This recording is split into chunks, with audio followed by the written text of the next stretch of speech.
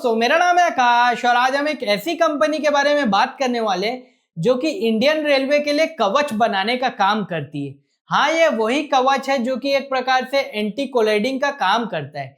यानी कि अगर हम भारत की बात कर ले तो वहां पर एक पटरी में कई सैकड़ों गाड़ी चलती हैं, करीब करीब 20 से 30 किलोमीटर या 40 किलोमीटर के डिस्टेंस में, तो उसके कोलिजन के चांसेस जो है बढ़ जाते हैं। तो यहाँ पर हमारे भारत के रेल मिनिस्टर अश्विनी वैष्णव जी ने यहाँ पर कवच जो है इंट्रोड्यूस किया था, जिसके कारण कि जितने भी ट्रेन जहां पर कि ये कवच सिस्टम लगाया जाएगा वो एक पर्टिकुलर डिस्टेंस में आके रुक जाएंगे, जिसके कारण की दुर्घटना जो है कम हो पाएगी। क्योंकि बीते कुछ समय पहले हमने बहुत ज्यादा यहाँ पर रेल दुर्घटना देखे थे, उसको कम करने के लिए यहाँ पर ये लगाया जा रहा है। तो यहाँ पर आज हम इसी कंपनी के बारे में बात करने वाले जिसको कि ये कवच का कॉन्ट्रैक्ट मिला है। यहाँ पर हम उस कंपनी के बारे में जानेंगे और उसके बिजनेस के बारे में जानेंगे और इसी के साथ साथ इस कंपनी के टेक्निकल और फंडामेंटल के बारे में बात करेंगे, जिससे कि हमें कोई अगर अपॉर्चुनिटी तो वो भी दिख पाएगी। यहाँ पर मैं एक डिस्क्लेमर भी देना चाहता हूँ, यहाँ पर कोई भी प्रकार की बाइंग और सेलिंग रिकमेंडेशन नहीं दी जाती पर्टिकुलर शेयर से रिलेटेड। अगर आपको इस पर्टिकुलर कंपनी में बाइंग और सेलिंग करना हो तो आप अपने फाइनेंशियल एडवाइजर या फाइनेंशियल कंसल्टेंट के थ्रू कर सकते हैं, क्योंकि आपके पैसे की जिम्मेदारी आपसे बेहतर कोई नहीं जानेगा। तो चलिए शुरू करते हैं, लेकिन उससे पहले अगर आप हमारे इस चैनल में नए तो कृपया करके इसे लाइक, सब्सक्राइब एंड शेयर कर ले।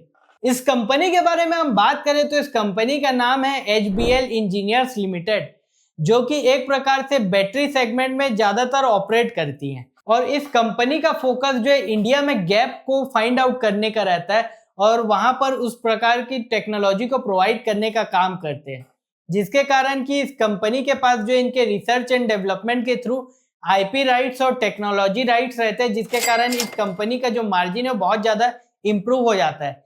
क्योंकि भारत में अधिकांश कंपनी जो कि टेक्नोलॉजी लाइसेंस बाहर की कंपनियों से लेके काम करते हैं, तो वो एक प्रकार से मैन्युफैक्चरिंग कंपनी और असेंबलिंग कंपनी की तरह काम करते हैं, जिनके पास मेन मलाई नहीं रहती। क्योंकि इसके जो फॉरेन पार्टनर रहते हैं जिनके पास टेक्नोलॉजी और IP राइट रहती है, वो मेन मलाई खाने का काम करते हैं। तो यहाँ पर ये कंपनी अपने खुद के रिसर्च एंड डेवलपमेंट से चीजों को इन्वॉल्व करके और इनोवेट करके यहाँ पर प्रोडक्ट और सॉल्यूशन प्रोवाइड करने का काम करती है उस पर्टिकुलर गैप से रिलेटेड। तो इस कंपनी के मेजर बिजनेस के बारे में हम बात कर ले तो इस कंपनी का मेजर बिजनेस जो है बैटरी वर्टिकल से आ जाता है, जहां पर कि ये कंपनी जो है अलग अलग सेगमेंट में काम करती है। पहला अगर इसके बिजनेस के बारे में बात कर ले तो ये कंपनी जो है बिजनेस टू गवर्नमेंट सेगमेंट में काम करती है। फिर ये कंपनी जो है बिजनेस टू बिजनेस में काम करती है। इंडस्ट्रीज की बात कर ले कि कौन कौन से इंडस्ट्रीज को ये केटर करने का काम करती है, तो ये अलग अलग इंडस्ट्रीज जैसे कि टेलीकॉम इंडस्ट्रीज की बात कर ले तो जो टावर लगता है उसमें बैटरी भी लगती है, तो वहां पर ये बैटरी प्रोवाइड का काम करते हैं। इसी के साथ साथ जो बोगी रहती है रेलवे की, उसमें जब आप लाइट और फैन ऑन करते हैं तो वहां पर भी बैटरी लगता है, उसको भी ये प्रोवाइड करने का काम करते हैं। इसी के साथ साथ डिफेंस की बात कर ले तो जब कोई भी सबमरीन जो है समुद्र के नीचे जाता है तो वहां पर बैटरी से पावर लिया जाता है, तो उस पर्टिकुलर सोफिस्टिकेटेड बैटरी को भी ये प्रोवाइड करने का काम करते हैं। रेलवे सेगमेंट से हम बात करें तो इस कंपनी का 2-3 मेजर बिजनेस आ जाता है, जैसे कि ये ऑलरेडी कवच बनाने का काम कर रहे हैं। इसी के साथ साथ इसके ट्रैफिक मैनेजमेंट के, सिग्नलिंग के और रेलवे मैनेजमेंट सिस्टम का भी ये काम करती कंपनी। और आखिरी सेगमेंट की हम बात करें जहां पर कि इस कंपनी का रिवेन्यू आ जाता है, तो वो है इलेक्ट्रिक ड्राइव ट्रेन व्हीकल का। यानी कि ये हैवी व्हीकल के इलेक्ट्रिक ड्राइव ट्रेन के बनाने का काम करते हैं।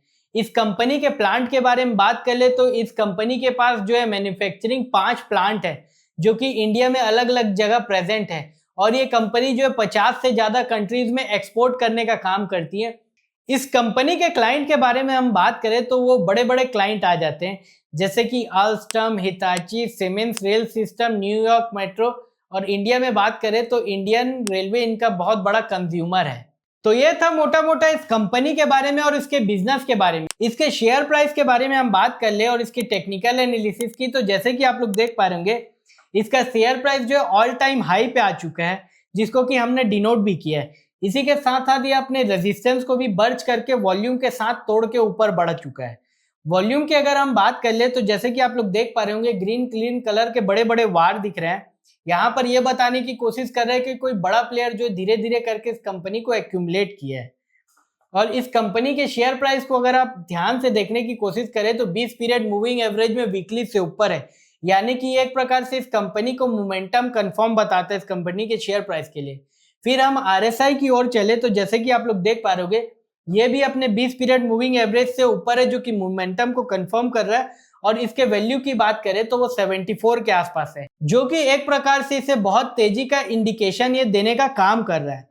इसके साथ साथ हम थोड़ा इसके डिविडेंड के बारे में बात कर ले तो पहले इसने जो है 45 पैसे का दिया था, उसके बाद 50 पैसे का, और हाल फिलहाल में इसने जो है 1 रुपए के आसपास डिविडेंड भी अनाउंस किया है, जो कि एक प्रकार से बढ़ते हुए ट्रेजेक्टरी में दिख रहा है और वो भी एक प्रकार से फाइनेंशियली पॉजिटिव बताने की काम कर रहा है। इसके साथ साथ हम इस कंपनी के फ्यूल के बारे में बात कर ले, यानी कि टॉप लाइन और बॉटम लाइन की। टॉप लाइन जो कि रिवेन्यू को जाना जाता है, तो आप लोग देख पा रहे होंगे यहाँ पर टॉप लाइन और बॉटम लाइन जो है सीढ़ी की तरह अब बढ़ना चालू कर दिया है, और इसी बढ़ने के कारण आप ईपीएस भी देख रहे होंगे बढ़ता हुआ दिख रहा है।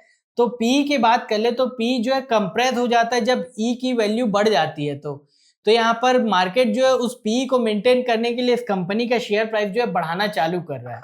तो यहाँ पर हमने इस चार्ट के बारे में बात कर लिया, लेकिन यहाँ पर कुछ इनसाइट जो है शेयर होल्डिंग देने का काम करता है, क्योंकि यहाँ पर हमने ऑलरेडी बात किया कि वॉल्यूम में धीरे धीरे करके इजाफा हुआ, तो इसका रिप्रेजेंटेशन जो है शेयर होल्डिंग में दिखेगा, और शेयर होल्डिंग इस कंपनी की मोमेंटम की तेजी को कंफर्म करने का काम करेगा। तो चलिए देखते हैं। तो शेयर होल्डिंग के बारे में हम देखें तो यहाँ पर प्रमोटर के बारे में सबसे पहले देखें तो उसको हमने इज इक्वल्स टू साइन से डिनोट किया है, जो कि एक प्रकार से नो चेंज को दिखा रहा है। इसके साथ साथ एफआईआई की बात कर ले तो पिछले क्वार्टर से थोड़ा कम किया एफआईआई ने अपनी होल्डिंग, और हाल फिलहाल की जस्ट पीछे 2 क्वार्टर के बारे में बात कर ले तो वहां पर अपने मेंटेन करके रखा है, और सेम इसी तरीके से डीआईआई ने भी अपनी शेयर होल्डिंग को मेंटेन करके रखा है, और सेम इसी तरीके से जो है नॉन इंस्टीट्यूशनल इन्वेस्टर यानी कि रिटेल भी अपना शेयर होल्डिंग को मेंटेन करके रखा हुआ है। नंबर ऑफ शेयर होल्डर के बारे में बात कर ले तो वहां पर भी जो है चेंजेस नहीं दिखता, वहां पर भी सेम चीजें लगती है। तो यहाँ पर ये सवाल आ जाता है कि इतने ज्यादा वॉल्यूम बढ़ा के ले कौन रहा है, क्योंकि यहाँ पर तो सारी की सारी चीजें जो है हमें एक प्रकार से स्थायी तौर से दिखती हैं। तो इसकी बात हम जो है फंडामेंटल्स में करेंगे।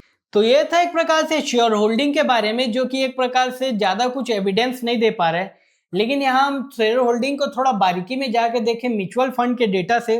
तो जैसा कि आप लोग देख पा रहे होंगे रेड कलर के मार्कर से हमने यहाँ पर बहुत अच्छी तरीके से अंडरलाइन किया है। तो जितने भी म्यूचुअल फंड है धीरे धीरे करके उन लोग अपनी शेयर होल्डिंग को बढ़ा रहे हैं, और यही हो सकता है कि इस बढ़ते हुए वॉल्यूम के पीछे बायर हैं, जिनके कारण कि इस कंपनी में तेजी देखी जा रही है, जिसके कारण कि डीआईआई जब पैसा उठाएंगे तो आने वाले समय में इसके नंबर ऑफ शेयर होल्डिंग को हम कम होते हुए देख सकते हैं, और शेयर्स को जो है मजबूत होल्डर के पास जाते हुए देख सकते हैं, जो कि आने वाले समय में एक प्रकार से इस कंपनी के शेयर प्राइस के तेजी को डिनोट करने का काम करेगा। तो यहाँ पर हमने बात कर ली इस कंपनी के टेक्निकल एनालिसिस के बारे में।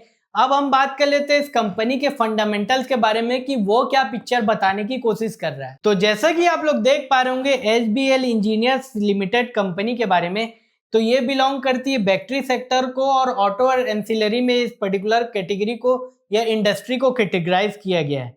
यहाँ पर इस कंपनी का मार्केट कैप की अगर हम बात करें तो वो 21,720 करोड़ के आसपास है, जो कि इसे स्मॉल कैप की श्रेणी में लिया जाता है। उसके साथ साथ इसके पी रेशियो की बात कर ले तो वो 63 के आसपास है, जो कि इंडस्ट्री की पी की बात कर ले 36 से जस्ट जो है 2 टाइम्स है, यानी कि ये थोड़ा महंगा बता रहा है।